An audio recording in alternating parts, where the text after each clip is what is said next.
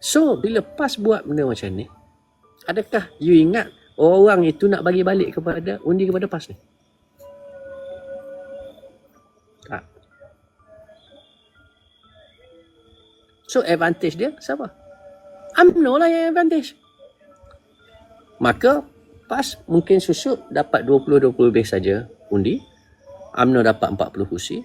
So, kalau 40 kursi, UMNO nak tengok lagi PAS ni. Untuk apa lagi nak tengok PAS ni? Nak bentuk kerajaan ni. So, Zaid Amidi pun gunalah ayat, oh ini adalah titah YDPA, kita kena bentuk kerajaan dengan DAP dan Anwar Ibrahim. Selesai. So, apa yang kita duduk cakap pagi, petang, siang, malam, sia-sia saja. Tapi tak apalah. Saya ada stand saya ada pendirian saya. Dan kepada, tak kira lah, saya tak kisah orang nak panggil saya apa sekalipun. Tapi itulah manusia.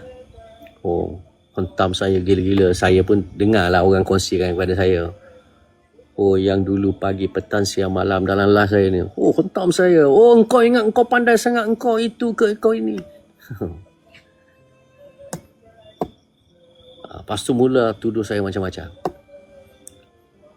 Tapi tak apalah. Okay.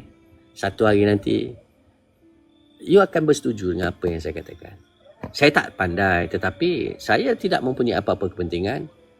Ya, pendirian saya no UMDAP. Ya. No UMDAP, that mean no UMNO and no DAP. Itu pendirian saya. Sama. Wak Imam apa sekalipun sepatutnya PAS perlu kekal istiqamah, pasal PAS sudah nak sampai ke kemuncak dah pun. Dan masa itu dah habislah.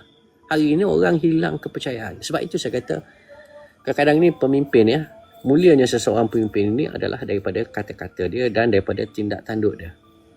Tetapi bila kita buat macam ni, saya cakap tentang hilang kepercayaan saya. Tak apalah, it's okay lah. That is my stand lah. Dan apa yang saya fikirkan hari ni ya, bila